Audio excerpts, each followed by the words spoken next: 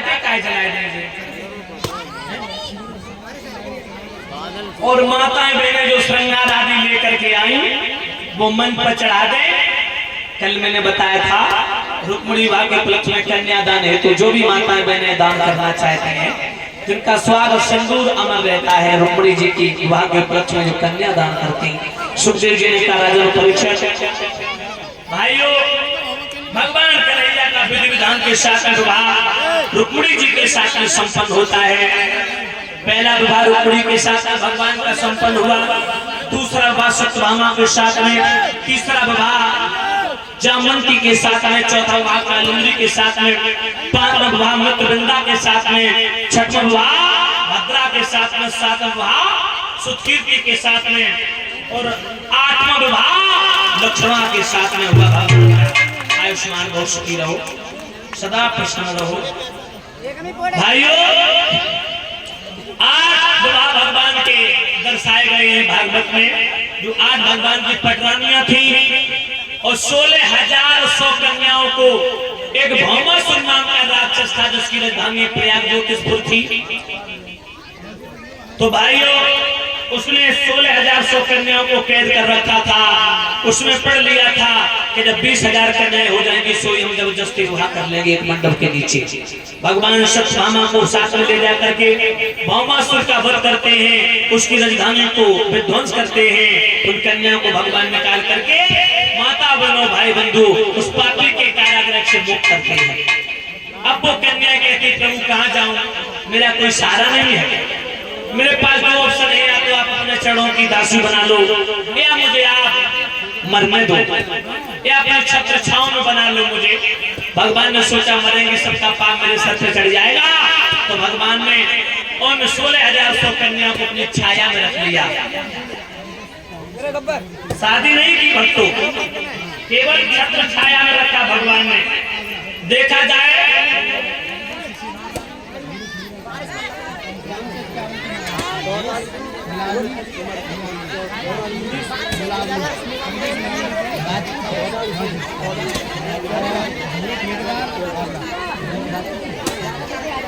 हमारे बेटा माता हाँ शांति से बैठ जाए, लाइटें जलेंगे तो कछु माता बहने ये सोच रही है ना कि अंधेरो है बारिश होने लगी। जरूरी है भगवान के विवाह बैठ जाए, आगे आ जाए। आज तक पन्नी पड़ी हुई है 2-3 सीढ़ियों के ऊपर, थोड़ी घनी आ जाए, आगे बढ़ जाए, आगे माताएं बहने आगे आ जाए, आगे पीछे जो बैठी है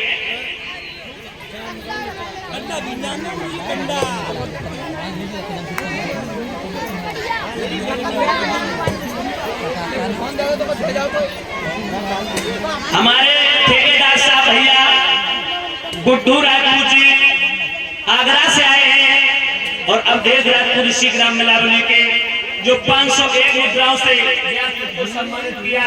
भूरे ठेकेदार जो भूरे ठेकेदार आगरा से आए हैं और हमारे अवधेश भैया श्री ग्राम मिलावली के दोनों भाइयों के कर कमलों के द्वारा 501 मुद्राओं के हाथ से व्यासपीठ को सम्मानित किया और 11-11 मुद्राओं देकर के हमारे व्यास मंदिर को सम्मानित किया।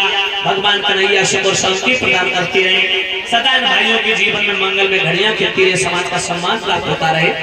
बोलिए भगवान की। इतने और आ जाओ माताओं बहनों, थोड़ी और आगे बढ़ा और प्रभु कृपा से ज्यादा नहीं बारिश होगी। भाइयों सुखदेव जी समझा रहे राजा परीक्षा इधर भगवान का विवाह संपन्न हुआ देवी रुक्मिणी जी के साथ में। बल्कि भागवत में दिया गया है 8 पटरानियां थी भगवान की, 16,100 कन्याओं को भौमासुर के कारागृह से मुक्त किया था। लेकिन ये भागवत में दर्शाया है, लेकिन और ग्रंथ बताते हैं कि रुक्मिणी जी के साथ में भगवान कृष्ण का विवाह संपन्न हुआ था और जो दोनों के भोग से नहीं बल्कि योग से 12 साल की तपस्या के बाद में पुत्र तन की प्राप्ति हुई थी जिसका नाम था प्रद्युम्न। भाइयों परीक्षित ने कहा महाराज सुखदेव जी से कहा मैंने अपने बाबा के मुखार में से बड़ा पावन प्रसंग सुना था। कौन सा? बोले मैंने ये सुना था कि भगवान कन्हैया ने अपने मित्र सुदामा को श्राप दिया, उसके बाद उसकी गरीबी को भगवान ने हरण किया उसने गरीबी का। ये कथा विस्तार पूर्वक सुनाओ भगवान। भगवान मैं सुनना चाहता हूँ। सुखदेव जी समझा रहे राजन, न तो भगवान ने सुदामा को श्राप दिया था, ये मिथ्या नहीं है, बिल्कुल मिथ्या, गलत है, श्राप नहीं दिया था। बोले वही तो मैं सुनना चाहता हूँ, कृपा करके ये प्रसंग विस्तार पूर्वक से बढ़कर आओ, जिससे मुझे आनंद की प्राप्ति हो। बैठ जाए बहने हमारे। लाइटें बंद कर दे शिव कुमार भाई। शिव कुमार भाई ये लाइटें कहाँ से जल रही? लाइटें जे तुमने 3 ही बजे लाइटें जलाए थे, इसलिए जो घबरा नहीं कि आई लाइटें जली, ज्यादा समय है। हाँ माताओं, अभी समय नहीं हुआ है, अपना समय होता है ना कथा का। लाइटें जलाए देंगे साउंड वाले ने, क्योंकि इन्हें कभी कम दिखाई देखे ना। भाइयों ध्यान रखना, सुखदेव जी समझा रहे राजन, ये उस समय का जिक्र है। माता शांति रखो, तब मन लगेगा, कोई मतलब नहीं रहेगा ना, थोड़ा शांति बना लिया।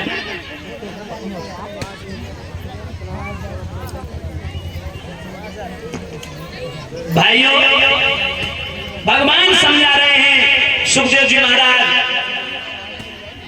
राजन सच बात तो यह है कि ये उस समय का जिक्र है जिस समय भगवान कन्हैया, बलराम, सुदामा एक नहीं अनेक सहपाठी बन के भगवान के गुरुकुल में पढ़ रहे थे उज्जैन में, गुरु संदीप ऋषि के यहाँ।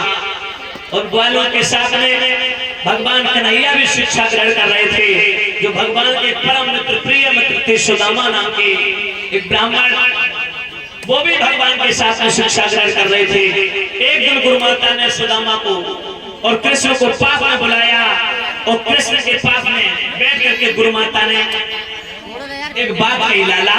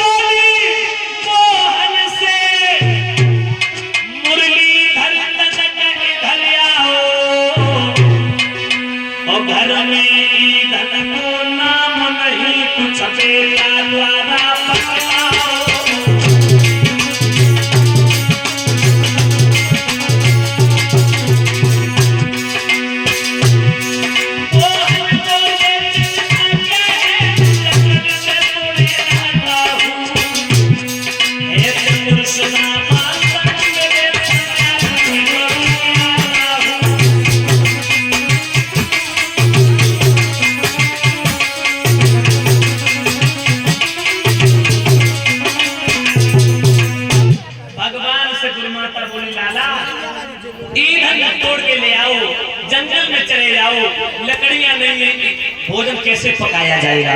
भगवान ने जो आज्ञा कह करके माते चिंता मत करो, जा रहा हूँ सुदामा भैया को साथ में लेके चल देते हैं। भगवान आगे, सुदामा पीछे।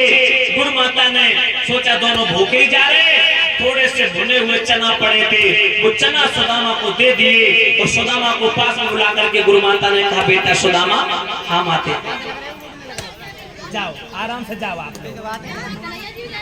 हाँ कन्हैया भी